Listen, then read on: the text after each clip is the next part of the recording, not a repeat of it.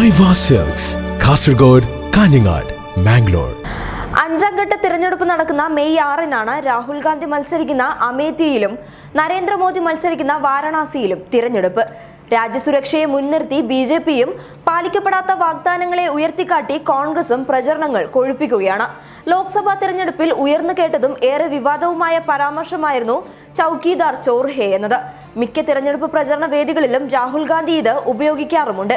എന്നാൽ ഇപ്പോൾ സമൂഹ മാധ്യമങ്ങളിൽ ഒരു കൂട്ടം കുട്ടികൾ ഈ മുദ്രാവാക്യം വിളിക്കുന്നതും പ്രിയങ്ക ഗാന്ധിയുടെ ചിരിയും ഉപദേശവുമാണ് വൈറലായിരിക്കുന്നതും വിവാദമായിരിക്കുന്നതും. സാധാരണ കോൺഗ്രസ് തിരഞ്ഞെടുപ്പ് റാലിയിൽ ഉയർന്നു കേൾക്കാറുള്ള ചൌക്കിദാർ പ്രയോഗം ഇത്തവണ ഒരു കൂട്ടം കുട്ടികളാണ് മുഴക്കിയിരിക്കുന്നത്. പ്രിയങ്ക ഗാന്ധിയുടെ അമേഠിയിലെ പ്രചരണത്തിനിടെയായിരുന്നു സംഭവം.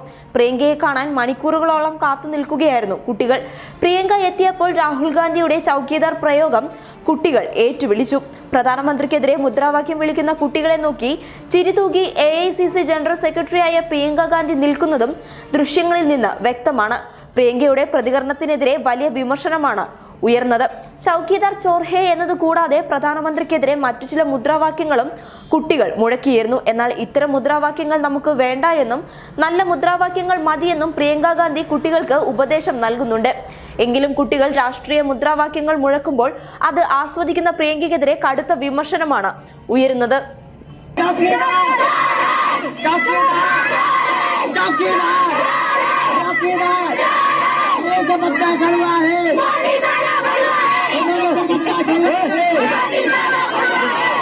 ये वाला नहीं अच्छा नहीं लगता. अच्छे वाले ठीक है. राहुल गांधी.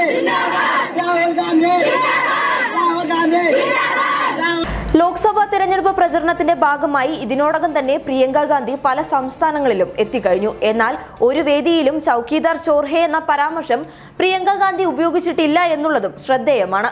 BJP സർക്കാരിന്റെ നയങ്ങൾക്കെതിരെ ആഞ്ഞടിച്ച് തന്നെയായിരുന്നു പ്രിയങ്ക ഗാന്ധിയുടെ ഓരോ പ്രസംഗവും.